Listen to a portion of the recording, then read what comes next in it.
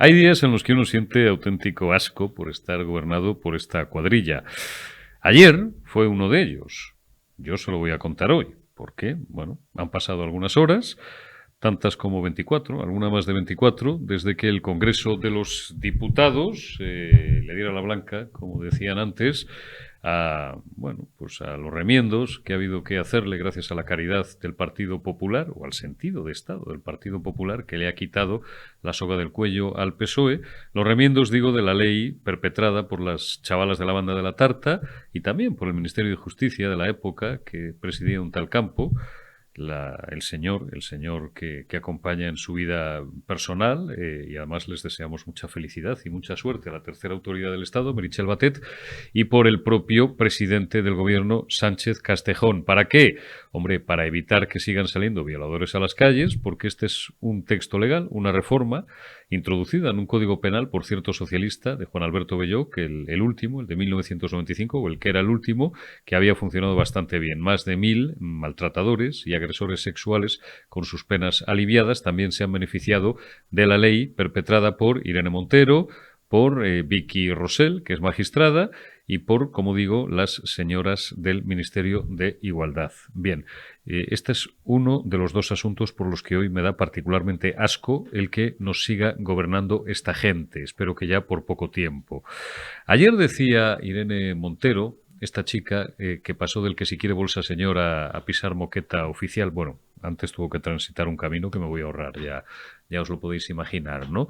Decía que era el día más triste de esta legislatura para ella, la legislatura de los 200.000 muertos. Que por cierto creo que el padre de sus hijos era vicepresidente en la época, ¿no?, de Asuntos Sociales, o no sé qué, o no sé cómo se llamaba el cargo, y por tanto algo tendría que ver en lo de las residencias. Esto vamos a empezar a recordarlo todos los días. 200.000 muertos, más de la mitad ancianos, a los que se dejó morir como a perros, sin que sus familiares pudieran despedirse de ellos. Gracias, Partido Socialista. Gracias, Hundidas Podemos. Gracias, Pablo Iglesias. Gracias, Irene Montero. Gracias a tantos y tantos por siquiera negligencia criminal o negligencia o presunta negligencia culpable haber permitido que decenas de miles de españoles, cientos de miles de españoles que no hicieron otra cosa en su vida más que trabajar, hayan tenido este final, porque esto es lo que habéis traído a España. Miseria, lágrimas, muerte, destrucción y ruina económica. Bueno, pues decía, en la legislatura de los 200.000 muertos de esta desgracia sanitaria, en la legislatura de la crisis económica, en la legislatura en la que han quedado en la puñetera calle los golpistas, que se siguen meando en el Estado de Derecho y, por supuesto, en España, que es un país que les es ajeno, pero que les interesa que siga existiendo para que sigan robando de las arcas públicas. Por cierto, nadie de la familia Pujol creo que ha sido molestado todavía por el juez o que ha llegado a ingresar en prisión, siquiera preventiva.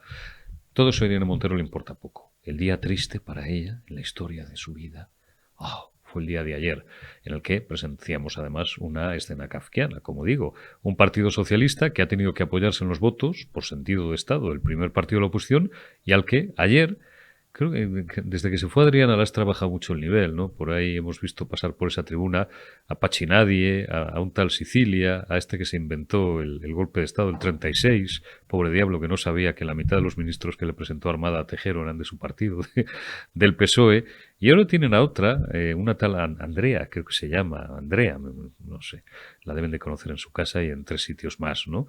Lamentando la actitud del Partido Popular, al que siguió insultando desde la tribuna. Pero ¿cómo podéis tener tanta bajeza y tanta miseria moral encima que os han limpiado la mierda del culo, con perdón, el Partido Popular, y seguís insultándole? No pasa nada. El Partido Popular sigue lo suyo y en este caso me parece que va por buen camino, ¿no? A la vista de las encuestas y a la vista de la demoscopia. Digo que ayer presenciamos esa escena kafkiana de un partido que sigue gobernando o intentándolo, y al que le apoya el primer partido de la oposición y que todos sus socios de gobierno le dan la espalda. ¿Quién le da la espalda? Hombre, sería un timbre de gloria para cualquier demócrata y para cualquier bien nacido en política, salvo para estos, claro. Le dieron la espalda a los proetarras y los nostálgicos de los amigos del tiro en la nuca, le dieron la espalda a los golpistas y los supremacistas catalanes, le dieron la espalda los de Compromís, que era el partido, por ejemplo, de Mónica Oltra, la que estaba casada con un tío que tiene una sentencia firme por haber abusado de una menor en un centro tutelado, o sea, lo mejor de cada casa. Bueno, pues hombre, eso para cualquier tío bien nacido, no digo ya para un demócrata, para un político, para alguien que ostenta la más alta responsabilidad pública en su país, pues tendría que ser cojonudo. A este no sé si le da pena, o le aterra, o le tal. Este en el fondo lo que quiere, y hablo ya del figura, es que se terminen de hundir las moradas estas, las moradas, pues como hablan todos y todas y todes de ellos, siempre en plural, pero utilizando el género femenino, pues digo, les da igual, pero está ahí el hombre a ver si se da prisa y se acelera por apuntalar a Yuli Cuchicuchi Díaz, a la que hizo el ridículo el otro día en la ONU, ¿no? Y ya ayer, de hecho, el CIS de Tezanos le daba un 10 y pico por ciento, un 10,3, un 10,6 de estimación de voto, frente a Unidas Podemos, que lo deja reducido a un partido de un 6%. A lo que tenía Gaspar Llamazares, 8 escaños, una cosa así. Hay quien dice, bueno, pero entre Sumar y Podemos suman, y al figura la van a seguir. ¿Qué van a sumar? Mira, por una ley, por una vez y sin que sirva de precedente, la ley electoral les va a joder, pero bien, porque si se empiezan a trocear, van a perder miles de votos en pequeñas provincias y todos esos restos se van por el sumidero, con lo cual a lo mejor nos ahorramos 6 o 8 o 10 escaños en cómputo final en todo el territorio nacional y en las 52 provincias, si incluimos las ciudades o las plazas, como prefieran, que a veces en YouTube veo que hay gente para todo, de Ceuta y de Melilla. Bien, una encuesta del CIS que reconocía que Vox ha subido un punto, dice que Feijóo está en un 26 solamente, que es el peor resultado desde que llegó a la presidencia del Partido Popular, y que el figura sigue teniendo un 30% en estimación de votos. Perdón, no se puede sacar el dedo, no se pueden hacer gestos obscenos. Miren la que le cayó a Mañueco. Por aquí se va a Madrid, Tezanos. Primer acto de oprobio, digo, de las últimas 24 horas y primer elemento por el que, vuelvo a repetir por tercera vez, en las últimas horas me da especial asco el estar gobernado por la gente que nos gobierna y que lleva nuestro carro. Segundo, importante, porque es un gesto y es denotativo de muchas otras cosas. ¡Qué campaña sin huesos! ¡Qué campaña sin huesos! Como están con el agua al cuello, bueno, ya les gustaría, porque ya son tan desgraciados políticamente que ni les llueve, atravesamos una sequía horrible, pues había que sacar, digo, como ya están con el agua política al cuello y se ven perdidos, hay que volver a sacar a pasear. El comodín de Franco ya está muy manido, entonces hay que tirar del de José Antonio. El 24 de abril, qué casualidad, porque ya están ahí encima... pues prácticamente eso, las urnas del día 28, quedan menos ya de 5 semanas, van a profanar los restos en Cuelgamuros del fundador de la Falange, de José Antonio Primo de Rivera. Aquí, claro, es que no pueden ni mentir del todo. No es el primer portavoz gubernamental al que escucho decir que José Antonio no fue más que otra víctima de la guerra. Coño, claro, le fusilaron el 20 de noviembre de 1936 en Alicante después de un juicio sumarísimo, sin garantías ni nada, como hacía esta gentuza las cosas, pues cómo no va a ser una víctima. Pero que claro, que como ocupa un lugar preeminente en la basílica, ¿qué coño sabrán ellos de basílicas ni de lugares preeminentes? Y lo único que sabían era asesinar y matar religiosos y religiosas en la guerra civil y destriparlos y dejar ataúdes abiertos como en Cataluña, con los huesos de las monjas al aire, etcétera, porque son muy valientes pero con los muertos. Con los vivos y de uno en uno, bueno, en fin, no voy a resumiros la guerra civil, ya sabéis lo que pasó, ¿no? Y además, es que creo que no viene al caso, porque un país tiene que avanzar y tiene la obligación de mirar hacia adelante. Y como esta gentuza solo vive gracias por y para mirar hacia atrás, pues por eso no rompen el retrovisor nunca. Van a exhumar los restos de José Antonio Primo de Rivera, la familia ha hecho lo que ha podido, pero bueno, pues un gobierno con el poder absoluto gobierna absolutamente. Así que, si esto sirve, y me quedo con esta conclusión, como bien dice ahora dentro de unos minutos nuestro amigo Guillermo Rocafort, para que muchos jóvenes que a lo mejor no saben todavía quién era José Antonio Primo de Rivera se interesen por la vida y la obra de José Antonio Primo de Rivera, bueno, pues a lo mejor, mira, pues no está mal, digo, por incrementar la política o la erudición política de algunos, no está mal, digo, pues que a lo mejor tal circunstancia se produzca y pues a José Antonio se le devuelva, aunque sea por una vía torticera, al lugar de la historia que debería ocupar y se deje de estudiar tanto a criminales y asesinos que regían el Partido Socialista de aquella época y a ladrones. Recuerden el oro aquel que se llevaron del Banco de España, recuerden quién era Indalecio Prieto, cuyos escoltas asesinaron a uno de los líderes de la oposición, a José Calvo Sotelo, recuerden quién era Negrín, recuerden quién era Largo Caballero, recuerden cómo terminaron, por cierto, bueno, muchos de ellos multimillonarios y en el exilio, mientras aquí los suyos, sus huestes, que utilizaban como a perros de presa y que perdieron la guerra, pues se murieron de hambre o se tuvieron que pudrir en las cárceles, mientras ellos robaron todo lo que pudieron y terminaron sus vidas de una forma faraónica y multimillonaria en exilios dorados en Argentina o en México. Esa es la izquierda, no la izquierda de las chavalas de la banda de la tarta que lloran porque el día más triste de su vida es el día en el que el Congreso trata de impedir que sigan saliendo violadores a las calles. Gracias, feministas, en nombre de las víctimas. Arrancamos la última retaguardia de la semana de este viernes 21 de abril de 2023 y saludamos a un buen amigo, diputado del Partido Popular en la Asamblea de Madrid. Sergio Brabezo, ¿cómo estás? Muy buenas tardes. Buenas tardes, encantado de estar con vosotros.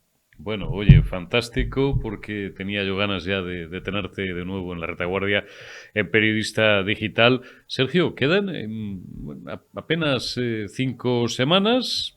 Las espadas, venga, voy a empezar siendo original, ya me conocéis. Las espadas están en todo lo alto. Bueno, en Madrid está, iba a decir todo el pescado vendido, pero tampoco conviene el exceso de confianza. ¿Cuál es la mayor meta o el gran objetivo del Partido Popular de la Comunidad de Madrid y, por ende, de su presidenta y candidata a revalidar su actual cargo de presidenta de la Comunidad de Madrid también?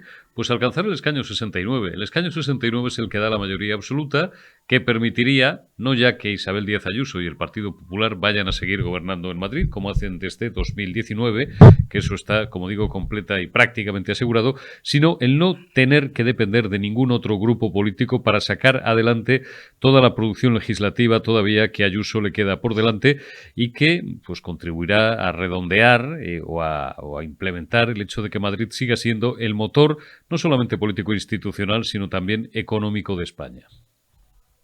Sí, así es. Nosotros tenemos muy claro, primero, que salimos a ganar, número 1. 2, nuestro objetivo es esa mayoría absoluta. Yo creo que un partido que quiere gobernar tiene que ir a por la mayoría absoluta. Ese es nuestro objetivo, nos lo hemos propuesto y en esta campaña estamos intentando convencer a todos los madrileños para poder llegar a esa mayoría que tanto necesitamos. Porque es verdad que se nos han quedado ciertas medidas encima de la mesa porque no hemos tenido la mayoría suficiente. Es verdad que nos faltaban 4 escaños para la mayoría absoluta, pero en este caso, por ejemplo, nos ha quedado desde los presupuestos, donde pues, 25.000 millones de euros que teníamos no pudieron salir hacia adelante y eso se quedó encima de la mesa con todas las inversiones que conllevan. Y luego, por otro lado, otro de los puntos que a mí me preocupa también y que no pudimos sacar en la legislatura pasada y era sobre esta oficina de seguridad informática que iba a cubrir no solamente la Comunidad de Madrid, sino también además los diferentes municipios y empresas que trabajan con la administración, ya que hay muchísimos ataques informáticos que vienen de diferentes países y están siendo los ataques absolutamente brutales a estas empresas y todo lo que tiene que ver con ciberseguridad está siendo fundamental y desgraciadamente no entendemos por qué no pudo salir esta oficina adelante que tanto necesitábamos y que creo que estaba muy bien trabajada por la Consejería de Digitalización. Yo creo que era fundamental para cubrir a los 179 municipios y ya digo, todas aquellas empresas que colaboran con la administración, que son muchas. Y luego, lo que más me llamó la atención, que no solamente implica la Comunidad de Madrid, sino también el Ayuntamiento, que son los desarrollos urbanísticos que teníamos pendientes. Y ya lo ha dicho la presidenta Isabel Díaz Ayuso, que nuestro objetivo para la próxima legislatura va a ser la legislatura de la vivienda y tenemos, pues eso, en el proyecto principal 200.000 viviendas que van a salir por el nudo norte, proyecto Chamartín Nudo Norte, como quieran llamarlo, y también los desarrollos del sur. Así que, bueno, yo creo que nuestros objetivos son claros. Y sí que creo que es necesario pues tener esa confianza completa por parte de los madrileños para que podamos implementar esas medidas que, al fin y al cabo, hasta lo donde hemos visto, pues están siendo un éxito, la verdad. ¿En qué medida el bloqueo de Vox a los presupuestos y, en fin, no vamos a abundar en lo que ya es sabido, presentaron las enmiendas tarde, con lo cual, bueno, pues muchas de ellas, pues lógicamente y reglamentariamente no podían ser admitidos, no apoyaron los presupuestos de la Comunidad de Madrid y hubo que prorrogar los del último ejercicio. ¿En qué medida ha podido afectar eso? Ya sé que no mucho y además tú eres hombre de números porque al final, bueno, pues esto está previsto reglamentaria y legislativamente como tantas otras cuestiones, pero ¿en qué medida a lo mejor si Vox hubiera hecho los deberes en este caso y hubiera apoyado los presupuestos de Isabel Díaz Ayuso por encima de esta u otra discrepancia puntual, se podrían haber implementado, terminado de ejecutar más proyectos antes de la expiración de esta legislatura, que ya está expirada, valga la redundancia, que ya ha muerto? Sí, a ver, como bien decías, nosotros no vamos a entrar en discusiones con Vox porque creemos que los partidos que estamos en contra de las políticas de Pedro Sánchez no podemos estar en batalla entre nosotros. Y yo lo creo de verdad. Lo importante es sacar a Pedro Sánchez y, sobre todo, poder llevar a cabo estas medidas que creemos que son liberalizadoras, que son beneficiosas para los madrileños, que generan empleo, que generan bienestar, que generan una actividad y comercio alto y que todos en España nos beneficiamos, no solamente los madrileños. En este caso, como bien comentabas, Eurico, el Vox presentó tarde sus enmiendas, era alrededor de 70 millones de euros sobre 25.000 millones esas enmiendas, algo que realmente es una cifra bastante baja, es decir, que Vox estaba de acuerdo con el 99% del presupuesto que presentó Isabel Díaz Ayuso y entonces no entendimos bien por qué votó en contra de estos presupuestos, pero bueno, eso es algo que yo entiendo que no acaba tampoco Vox de saber explicar y que ellos tampoco estaban muy de acuerdo, no sé si fue un error, no sé si fue una acción táctica, pero eso ya forma parte del pasado. El problema en este caso es que quedaron 2.000 millones de euros. Básicamente todo era inversión para sanidad. Era uno de los puntos básicos que nosotros teníamos encima de la mesa. Era aumentar contratación, aumentar la extensión de diferentes centros y consultas médicas, además de mejorar la digitalización, compra de material. Bueno, era una inversión muy clara y muy focalizada respecto a mejorar un servicio tan básico como es el de la sanidad y por otro también había la inversión para la extensión del mejor metro de Europa, que es el metro de Madrid y que nosotros queríamos seguir ampliando y que obviamente la ampliación de un metro, como pueden entender todos ustedes, pues es una inversión y un coste muy alto y que también entraba dentro de esos 2.000 millones de euros y que obviamente sin poderlos tener pues no se va a poder realizar. Y quiero recordar una cosa. Este aumento de presupuesto, el dinero que teníamos previsto, este es un techo de gasto que marca el Congreso, el Gobierno en Consejo de Ministros y que luego es ratificado por el Parlamento. Esto fue ratificado y luego pasa a las comunidades autónomas y nosotros podíamos llegar hasta ese techo de gasto de 25.000 millones de euros. Al final nos hemos quedado con 22.000. Que sepan todos ustedes que esa diferencia va directamente a las arcas del Estado, va a Pedro Sánchez. O sea, que los madrileños no se han beneficiado y sí que lo ha hecho el señor Pedro Sánchez por no sacar estos presupuestos hacia adelante. A mí me parece, pues bueno, un error, se mire donde se mire.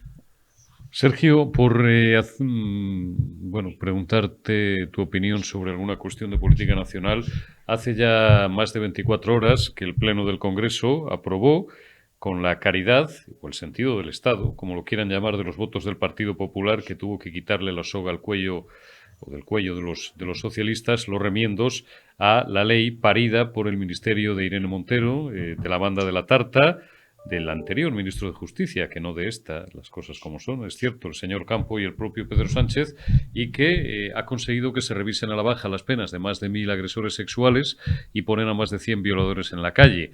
Irene Montero ayer confesó en su deposición en la tribuna de oradores del Congreso que era el día más triste para ella de esta legislatura. La legislatura que ha sido la de la pandemia, la de los 200.000 muertos, la de la crisis económica, la del indulto a los golpistas. Pero la chavala dice que el día de ayer, el día en el que se intentó que violadores dejen de salir a las calles para seguir violando mujeres, y Dios sabe, esperemos que no, algo peor, era el día más triste de su vida. Y esta chica, digo, sigue sin dimitir o sin que la cese el figura. ¿Hasta cuánto vamos a tener que seguir aguantando esta política basura que nos lleva gobernando desde hace 4 años y medio, Sergio? Pues sí, así es. Mira, Eurico, yo creo que hay una de las cosas que primero hay que recordar.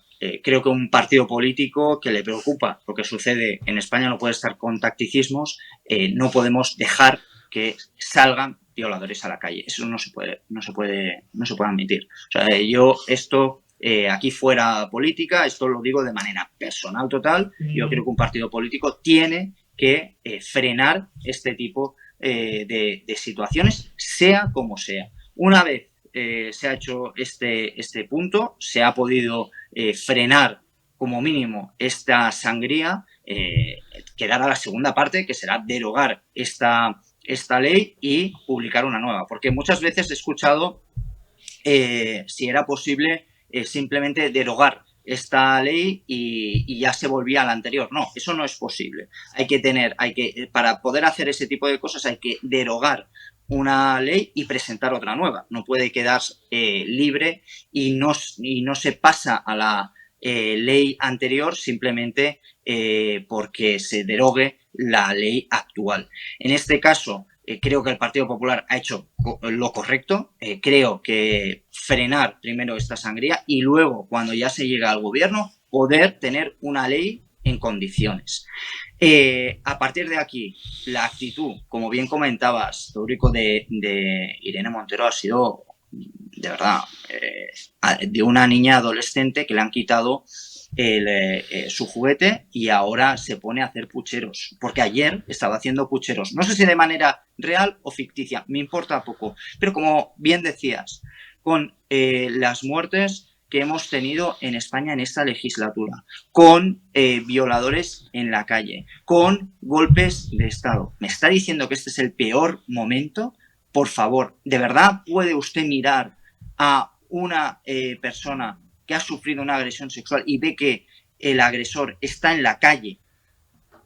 Le puede decir que este es el peor momento porque a usted le han quitado ese juguete del cual usted no sabía ni utilizar, ni hacer, ni qué decir. Ha sido absolutamente lamentable. Estamos gobernados por adolescentes. Y creo que Irene Montero es la representación máxima de esa adolescencia al frente de un ministerio.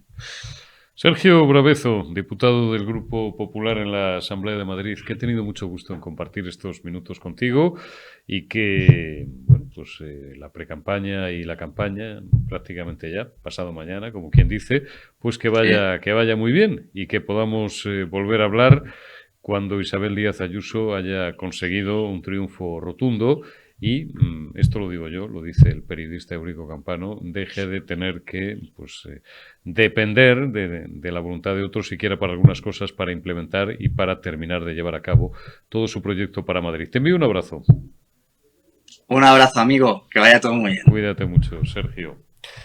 y continuamos en la retaguardia y saludamos ya a mi buen amigo Guillermo Rocafort, economista, abogado, profesor universitario y cuántas cosas más. Muy buenos días, buenas tardes, camarada, en función de cuándo nos recuperen nuestros amigos y espectadores. ¿Qué tal, Guillermo? ¿Cómo estás?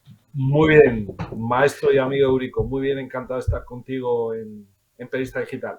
Un honor para mí y para los espectadores de la retaguardia, lo sabes, y además siempre es de corazón. Guillermo, no hay campaña sin huesos. Siento empezar así, pero es lo que hay. Y el gobierno, pues ha elegido, vayan ustedes a saber por qué, no sé si estas cosas las decide el gran chambelán de su santidad, un tal Bolaños, que creo que es ministro además de la presidencia de la memoria, esta que llaman, que solo alcanza a algunos muertos, a los suyos, no a otros, pero digo, el lunes 24 se consuma la profanación de los restos de José Antonio Primo de Rivera en la Basílica de Cuelgamuros. Parece que me pareció siempre el haber escuchado incluso algún portavoz gubernamental, joder, para una vez que dicen la verdad, que José Antonio no fue más que otra víctima de la guerra civil, que fue fusilado el 20 de noviembre de 1936 en la cárcel de Alicante, después de un juicio sumarísimo, sin garantía alguna, etcétera.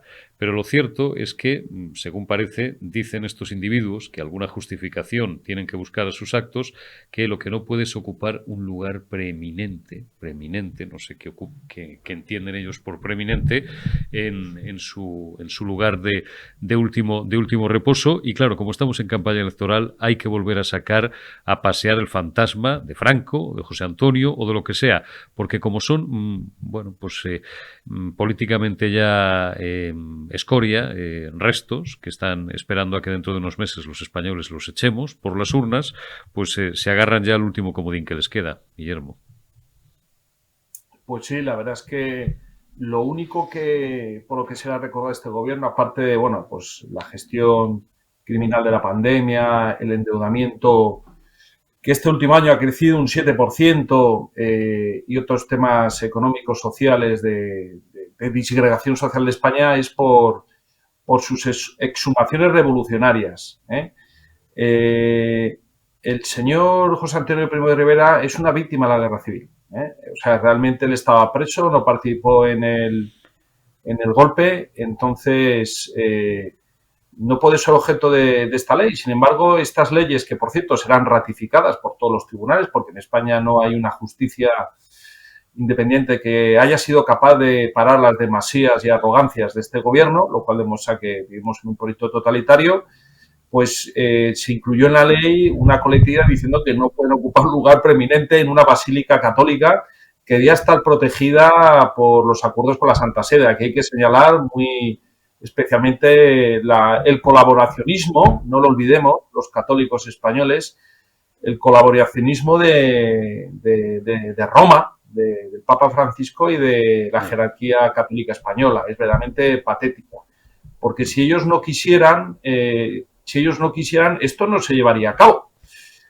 porque esa iglesia está protegida, es un lugar sagrado y no puede venir el gobierno y, en fin, quitar, por ejemplo, las cruces y poner, yo qué sé, el emblema del PSOE, ¿no? Aunque lo está haciendo en colaboración con esta jerarquía. Y luego otra cuestión que quería resaltar es hacer un paralelismo histórico. Yo escribí un artículo en Postmodernia. Sí, ponme el pantallazo, Omar, que lo tienes por ahí. El artículo de Guillermo Rocafort, que hemos visto hoy en Postmodernia, y también, mientras nos lo va contando el propio Guillermo, y ahora os enseñamos el pantallazo. La tercera fase, creo que dices, de estas exhumaciones revolucionarias. Sí, efectivamente. Ahí está. La tercera fase. 3 fases por Guillermo Rocafort. Muchísimas gracias. Yo recomiendo a los oyentes, espectadores de Periodista Digital que lo busquen en Postmodernia. Hago un relato histórico de este tipo de profanaciones que no son, digamos, son pioneras en la forma, son suaves, son legalistas, pero tienen el mismo espíritu de las primeras, que fueron las que llevó a cabo la Revolución Francesa. Uh-huh. Y luego las segundas, que son las que llevó a cabo el PSOE en la Guerra Civil, sobre todo en la zona de Cataluña. Todos tenemos presentes en la retina pues esas imágenes de esos ataúdes abiertos, con esas monjas expuestas, digamos, al escarnio de la bancada o los hooligans socialistas, anarquistas y comunistas. Ahora nos encontramos en esta tercera fase, es mucho más sutil, mucho más legalista, pero al final lo que se busca es lo mismo, exactamente lo mismo. Por eso también hago un paralelismo, lo he hecho esta mañana en Twitter, de la figura de Pedro Sánchez. Lo considero una mezcla entre Robespierre y Largo Caballero, aderezado pues con suaves maneras woke. Pero es un radical y es muy posible que, como sigan esa línea, acabe como los dos, como Robespierre y como Largo Caballero, que acabaron muy mal porque fueron personajes nefastos y al final la historia hace, digamos, se toma cumplida justicia, ¿no?, de todo este tipo de profanaciones, ¿no? Sí. Que están llevando a cabo, y como hemos visto también en el cementerio de Sevilla, donde han exhibido miles de calaveras y de fémures en bolsas de basura, y esto lo ha hecho Aranzadi, que es, digamos, el brazo armado en las exhumaciones, son los que van a estar también ahí profanando próximamente el Valle de los Caídos, otros restos de otros difuntos. ¿Esta gente cobra, por cierto, Guillermo? ¿Cobra por su miserable trabajo? Trabajo, digo miserable, no lo estoy llamando miserables. Digo que hay trabajos que son miserables y este lo es. Sí, estos cobran millones de euros de subvenciones de todos los españoles y bueno, y son los que además están en el ojo del huracán porque han hecho unas páginas web en vascongadas donde colocan a Chapote como víctima de la memoria democrática, ¿no? Es decir, a esto lo dirige un jeta, un sacamantecas, que es un cantamañanas, que es el asesor principal en tema de fosas, se llama Paco Echeverría, forense, y es el que se dedica pues a profanar todos los cementerios de España, como ha pasado, por ejemplo, también, no solamente en Sevilla, casi un escándalo, porque ellos van buscando a los que buscan y al resto pues los meten en bolsas de basura, destrozan las lápidas, los cementerios. Esta pasa también en Formentera y en Manacor. Y, por ejemplo, lo han intentado hacer en Galicia, me parece que es el cementerio de Santiago de Compostela, y ahí afortunadamente el arzobispo pues lo ha paralizado, porque es un camposanto católico y allí por donde pasan, bueno, en fin. Aparte que luego hacen sus conciertos de música, sus bailecitos, hacen algunas veces hasta botellones y también, bueno, me ha trascendido a mí que en otras exhumaciones, no en este grupo de Aranzadi, pero sí en otros, se fuman sus buenos porros en los cementerios, porque es algo que sistemáticamente, bueno, algunos viven entre el porro y las exhumaciones, ¿no? Entonces es verdaderamente dramático. Para España como nación, pues es una nación todavía aún más envilecida.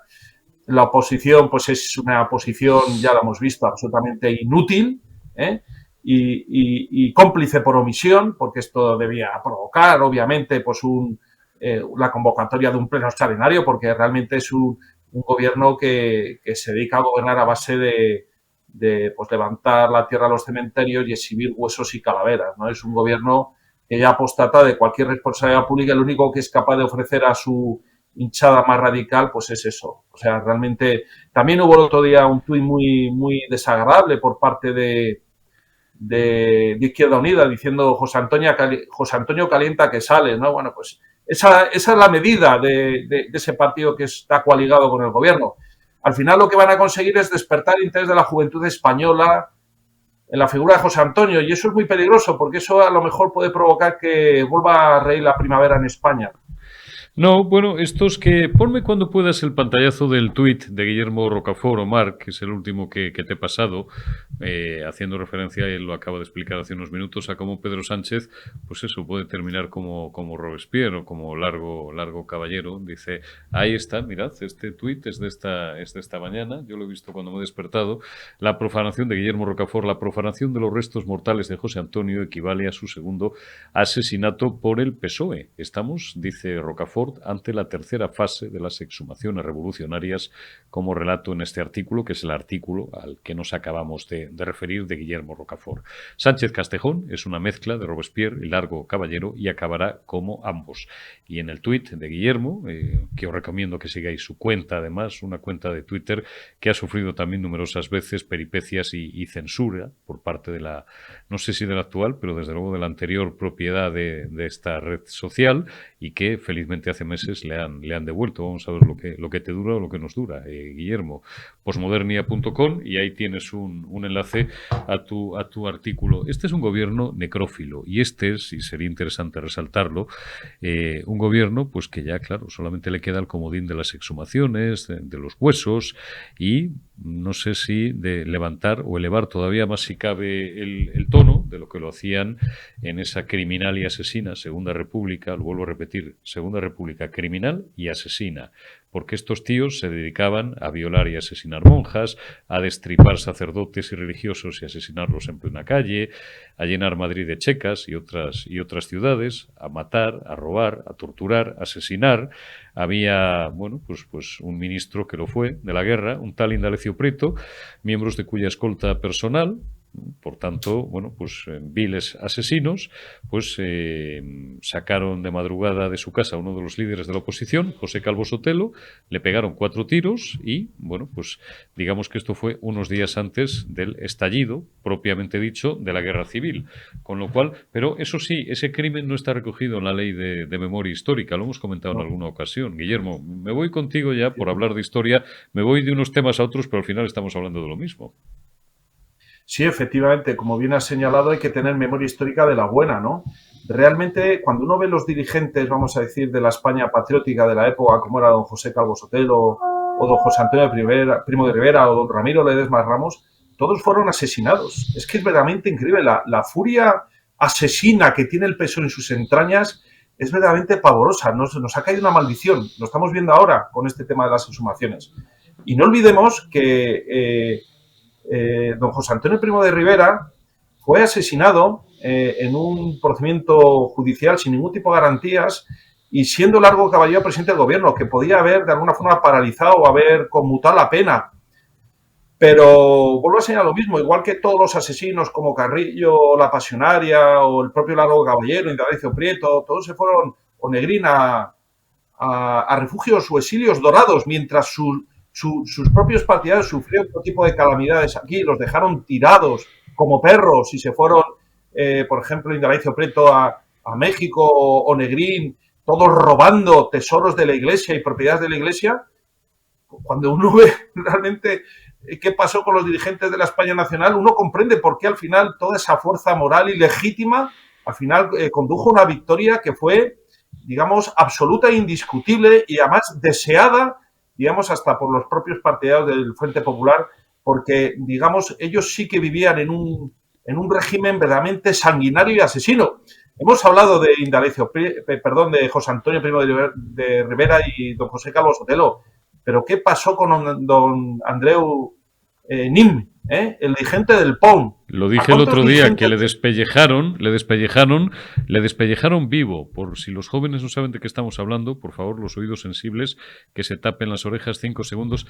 Le arrancaron la piel a tiras los comunistas, porque Andreu Nin era anarquista, dentro de la guerra civil que vivieron las izquierdas en febrero del 37 en Barcelona. Por eso a mí no me extraña que ahora se saquen los ojos. Hombre, ahora parece que son un poco más civilizadas las paisanas, pues metafórica y políticamente, tanto Yolanda Díaz por un lado, como las chavalas de la banda de la tarta por otro, porque están muy acostumbrados a eso. Primero el comunismo, y el socialismo también, pero el comunismo primero mata a todos los que no son como ellos, y después, Guillermo, se matan entre ellos.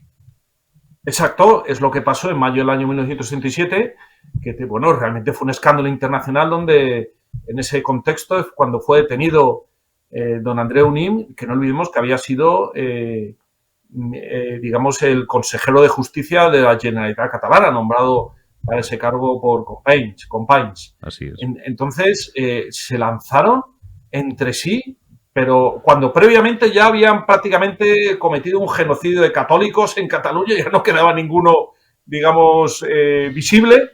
Y entonces es la consecuencia directa del régimen criminoso del Frente Popular, ese carácter absolutamente, digamos, necrófilo.